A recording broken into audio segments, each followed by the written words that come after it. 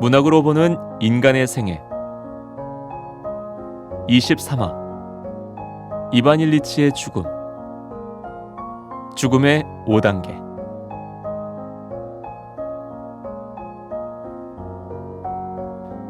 이반 일리치의 죽음은 죽음의 연대기입니다.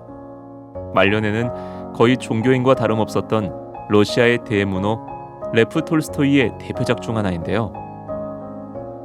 죽음에 대한 깊은 통찰 때문에 중편인데도 톨스토이 작품 중 무게감과 존재감은 장편 못지않게 묵직합니다. 이 책은 이반 일리치라는 러시아 관료의 삶을 추적하며 그의 죽음을 맞기까지의 과정을 그리고 있는 소설인데요. 한 사람이 죽음을 맞는 과정과 그에 대한 태도가 비교적 처절하고 자세하게 묘사되어 있습니다. 하나의 소설이 이렇게 온전히 죽음에만 포커스를 맞춰서 서술된 예가 별로 없어서 그런지 100여 년 전의 작품인데도 좀 신선한 느낌이었어요. 우리가 죽기 전에 가보고 싶은 여행지라든가 죽기 전에 꼭 해보고 싶은 일 같이 죽기 전에 해야 할 일이라는 수식어를 버킷리스트를 뽑을 때 많이 쓰죠. 이반 일리치의 죽음은요, 죽기 전에 꼭 읽어야 할 소설입니다. 이건 수식어로 쓰는 말이 아니에요. 실제로 이반 일리치의 죽음은 사람에게 다가오는 죽음의 그림자가 어떻게 한 사람에게 영향을 미치는지, 그리고 그에 대한 자세는 어때야 하는지를 우리에게 가르쳐 주거든요. 책은 사람에게 간접 경험을 제공한다고 하잖아요. 죽어가는 심정에 대한 간접 체험이 될 것 같아요. 사람들은 죽음을 언제나 멀리 떨어져 있는, 사실상 자기와는 관계없는 일로 치부하고 삽니다. 이반 일리치의 부고를 들은 사람들 역시 그 죽음이 자기에게 오지 않은 것을 다행스러워하면서 이 책의 1장이 시작돼요. 이반 일리치의 장례식에 온 사람들은 장례식장에 맞는 슬픔의 이해를 갖춥니다. 하지만 속으로는 저녁에 할 카드게임에 방해가 되지 않았으면 하는 생각 같은 것들을 하는 거죠. 1장만 보면 이반은 상당히 못되게 산 사람인가 보다 하고 생각할 거예요. 그래서 주위 사람들이 진정한 슬픔보다는 의례적인 반응만을 보이고 심지어 그의 아내마저 연금에 대한 걱정을 먼저 하는구나 싶거든요. 하지만 2장부터 시간을 거슬러 올라가 시작되는 이반 일리치의 삶을 보면 전혀 나쁜 삶을 산 사람이 아닙니다. 그는 부패한 러시아 시대의 한 관료로서 출세를 향해 달려가는 야망을 가졌고 실제로 그 가도를 달리며 일정한 성취를 한 사람입니다. 특별하게 나쁜 짓은 저지르지 않았고 그저 남들 하는 정도의 적절한 처세를 하며 자신의 직무를 성실히 수행합니다. 그는 판사였기 때문에 공과 사를 엄격히 구분하며 나름 공정한 재판을 하기 위해 노력했었죠. 결혼은 대략 자신의 사회적 지위를 유지할 수 있을 정도의 사람과 적당한 때에 하게 되고요. 그리고 지루한 가정생활을 타파하기 위해서라도 일에 매달려서 꽤 성공하죠. 멋들어진 집에 존경받는 신분, 권력이 있는 직업 등 남부러울 것 없는 삶입니다.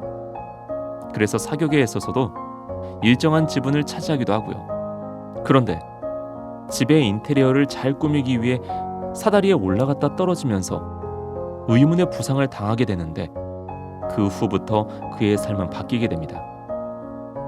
삶의 자리가 죽음의 자리로 변한 거예요. 그의 병은 점점 심해져 가고요. 의사들도 병명을 알지 못해요. 정신은 황폐해져 갑니다. 이반 일리치의 죽음을 보면 이반 일리치가 겪는 감정과 생각의 변화가 죽음의 5단계 이론에 정확히 일치합니다. 엘리자베스 퀴블러 로스라는 심리학자는 1969년 죽음과 죽어감이라는 그의 책에서 임상을 통해 정립한 죽음의 5단계를 소개하거든요. 인간이 자신의 앞에 죽음이 가까이 놓인 것을 인지하게 되면 5단계의 심정 변화를 거친다는 거죠. 부정, 분노, 타협, 우울, 수용이라는 5단계인데요. 이 소설이 연고보다 연대가 앞서기 때문에 톨스토이가 죽음의 5단계라는 이론을 알 리가 없는데도 놀라울 정도로 싱크로율이 높아요. 죽음의 5단계가 이반 일리치에게 그대로 나타나요. 이반 일리치는 자신이 죽어간다는 것을 알면서 처음엔 부정하고 회피하죠.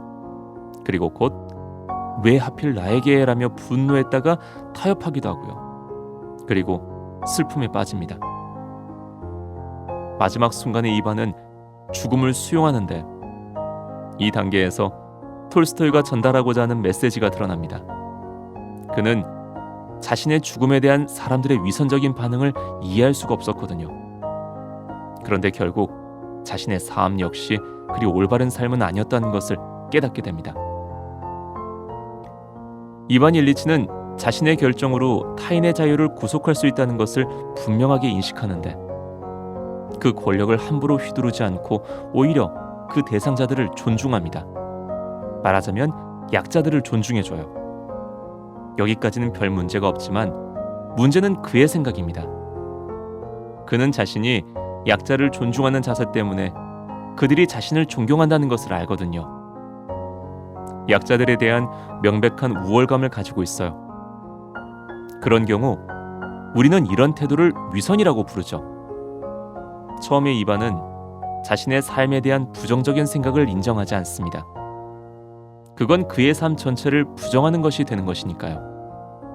하지만 그가 자신의 삶을 장악했던 위선과 거짓을 깨닫고 인정하는 순간 그는 죽음을 괴로움 없이 맞이할 수 있게 됩니다.